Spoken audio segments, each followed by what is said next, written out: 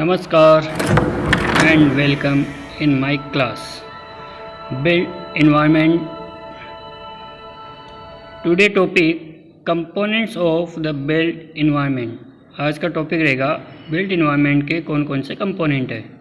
तो this start करते हैं components of the built environment. हमने लास्ट वीडियो के अंदर डिस्कशन किया था कि बिल्ट इन्वायरमेंट क्या है, उसकी डेफिनेशन क्या है, उसका पर्पस है। आज उसका नेक्स्ट पार्ट है components of the built environment.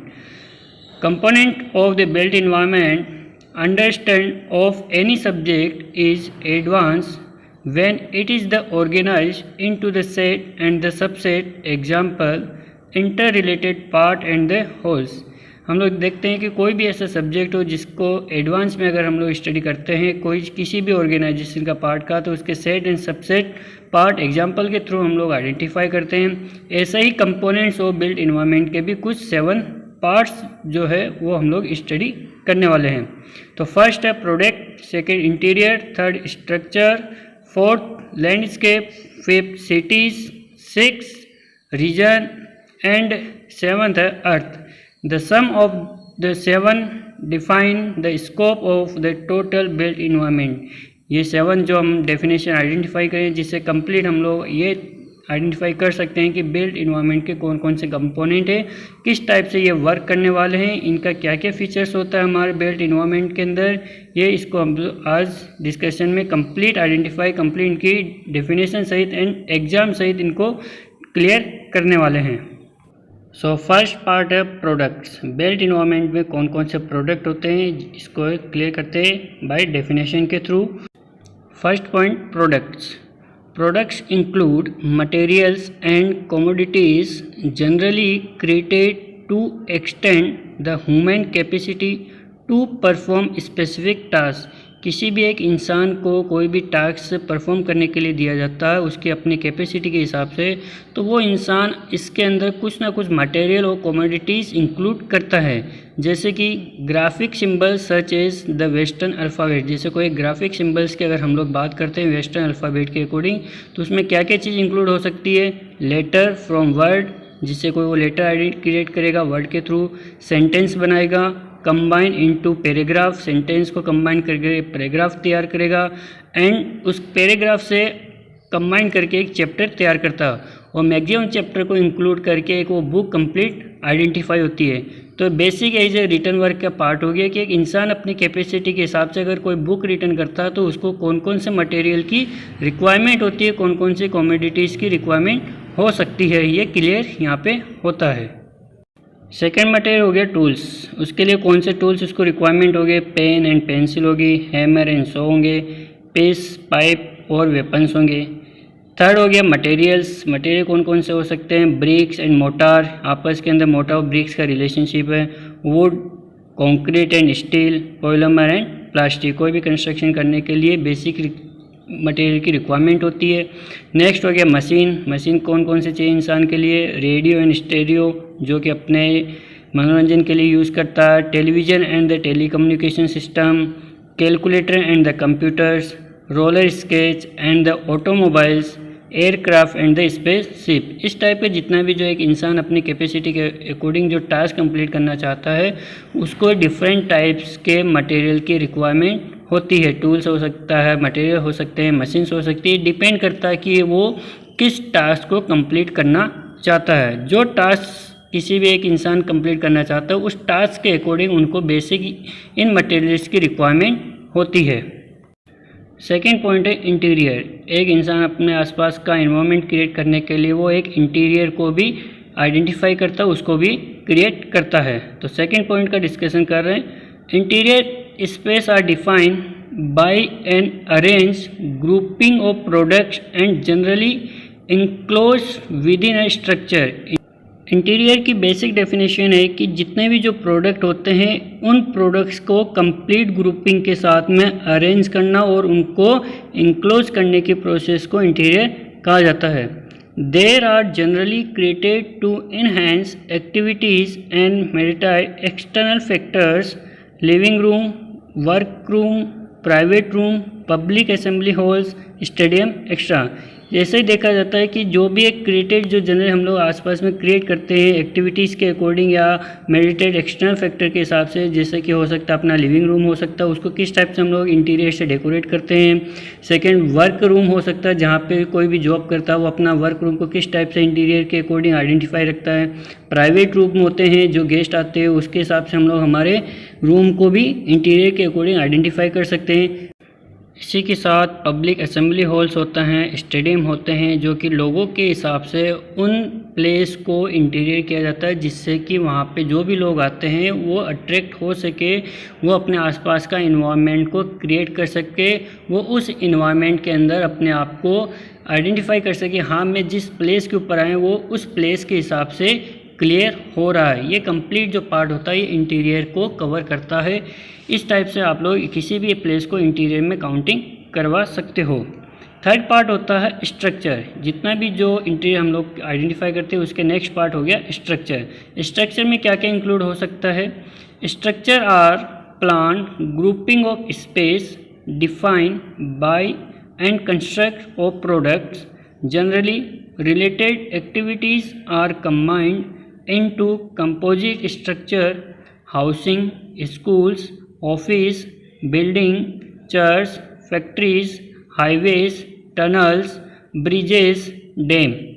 Generally structure have both an internal space and an external form. Next structure. Structure planning जो ग्रुपिंग ऑफ स्पेस होता है उसके डेफिनेशन के हिसाब से कंस्ट्रक्शन ऑफ प्रोडक्ट, कोई भी प्रोडक्ट होता है उसको कंस्ट्रक्शन करना होता है। General related activities are combined. इसके सामान्यतः हम लोग देखते हैं क्या क्या इसका कंबाइंड होता है। जैसे कंपोजिट स्ट्रक्चर होता है, दैट मीन्स हाउसिंग हो सकती है, स्कूल हो सकता है, ऑफिस हो सकता है, बिल्डिंग हो सकती है, चर्च हो सकती है, फैक्ट्री हो सकती है, हाईवे हो सकते हैं, टनल हो सकता है, ब्रिज हो सकता है, डैम हो सकता है। ये कंप्लीट हमारे एक स्ट्रक्चर का कंपोजिट स्ट्रक्चर पार्ट में काउंट करते हैं। सामान्यतः स्ट्रक्चर बोथ साइड का होता है। इंटरनल स्ट्रक्चर भी हम लोग काउंट करते हैं, एक्सटर्नल स्ट्रक्चर भी हम लोग को काउंट करना पड़ता है। जो इंटरनल स्ट्रक्चर होता है उसके अंदर का जितना भी जो कंपोनेंट पार्ट होते हैं वो इंटरनल स्ट्रक्चर में काउंट होता है। एक्सटर्नल स्ट्रक्चर जो होता है, जो कि हमको आज हम किसी भी स्ट्रक्चर का या किसी बिल्डिंग का कोई एलिवेशन आइडेंटिफाई करते हैं, वो हमारे लिए एक्सटर्नल स्ट्रक्चर का काम करेगा। तो बेसिकली स्ट्रक्चर का ही ये बेसिक डेफिनेशन थी, जो कि हमको नॉर्मली ध्यान रखना है कि स्ट्रक्चर में कौन कौन से कंपोनेंट आइडेंटिफाई हो सकते हैं। Next component landscapes. Land space में कौन कौन से पार्ट काउंटेड होंगे? Land space are the exterior area and और setting for plan grouping of space and structure, country yard, mall, park, garden, site for home or other structure, that means farm, countryside, national forest and park. Landscape generally combine both natural and built environment. That means landscape में आपको counting हम लोग कर सकते हैं। जैसे exterior area होता है, जो बाहर का जो एरिया आइडेंटिफाई होता है वो लैंडस्केप का काम करेगा।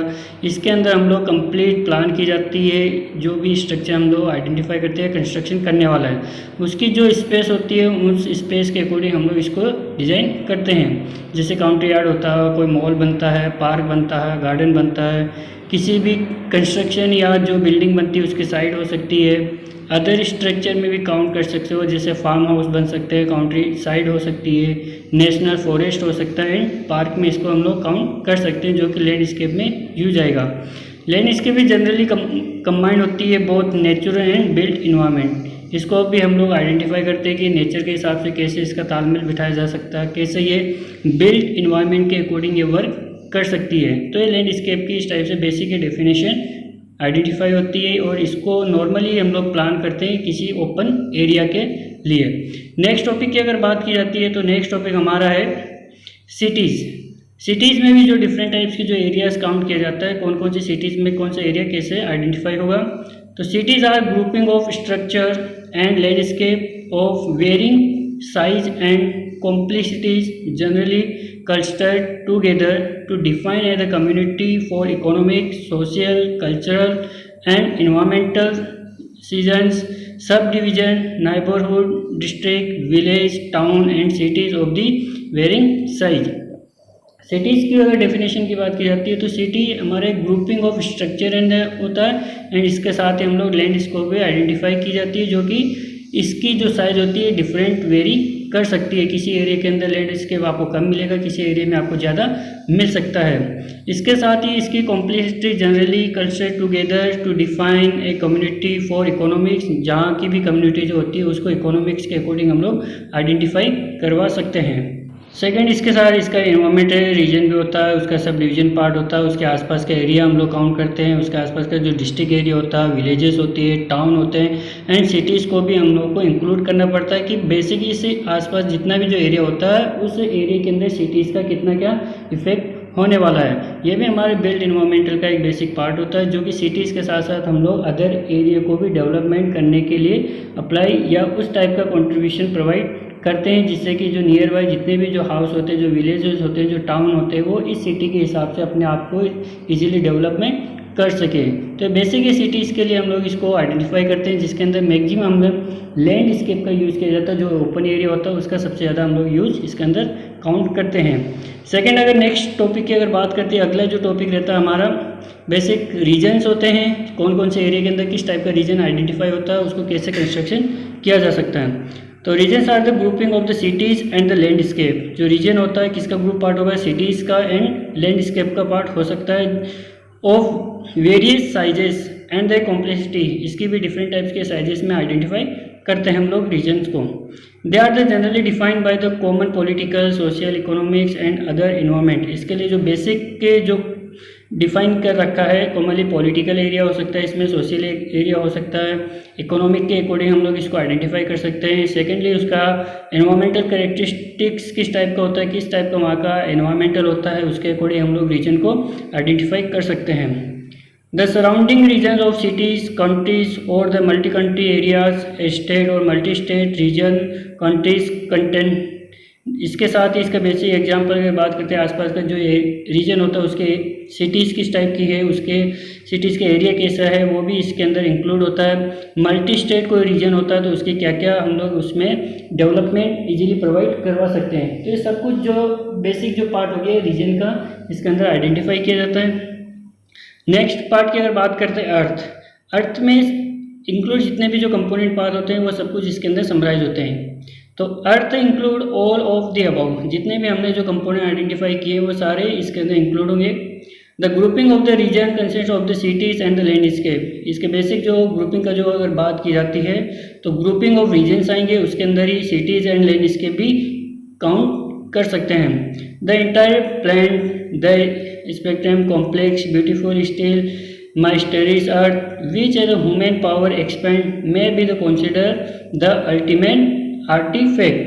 दैट मीन जितना भी एक इंसान अपने पावर के हिसाब से जो भी इस कंट्री को जो अर्थ होती है इसको ब्यूटीफुल के अंदर कन्वर्ट सके, कैसे अपने माइंड के अकॉर्डिंग अपनी जो पावर के हिसाब से यहाँ पे कितना जो डेवलपमेंट कर सकता है, ये सब कुछ इसके अंदर इंक्लूड हो सकता है, जो कि एक बिल्ट इन्वायरमेंटल का एक बेसिक कंपोनेंट के पार्ट में हम लोग इसको आइडेंटिफाई करवा सकते हैं। तो इंटायर प्लैनेट हो सकता है, स्पेक्ट्रम हो सकता है, डिफरेंट टाइप्स के कॉम्प्लेक्स हम लोग यहाँ पे अर्थ के ऊपर देख सकते हैं, अलग अलग प्लैनेट देख सकते हैं, अलग अलग एरियाज़ का यहाँ पे आपको कंट्रीज आइडेंटिफाई हो सकती है, डेवलपमेंट हो सकता है। ये सब कुछ पार्ट हमारे अर्थ के आसपास का एरिया में काउंट किए जा सकते हैं। तो ये बेसिक इस टाइप के हमारे 7 कंपोनेंट ऑफ बिल्ट इन्वायरमेंटल के थे।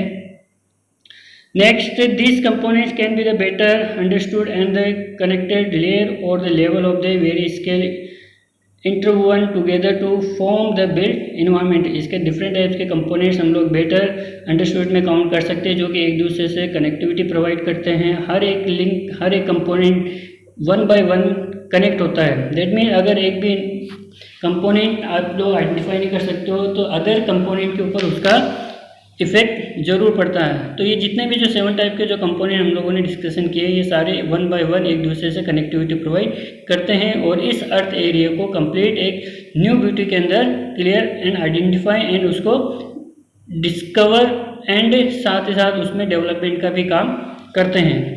तो बेसिक 7 कंपोनेंट हम लोगों ने यहाँ पे आइडेंटिफाई किया, ये आपका इस टाइप के।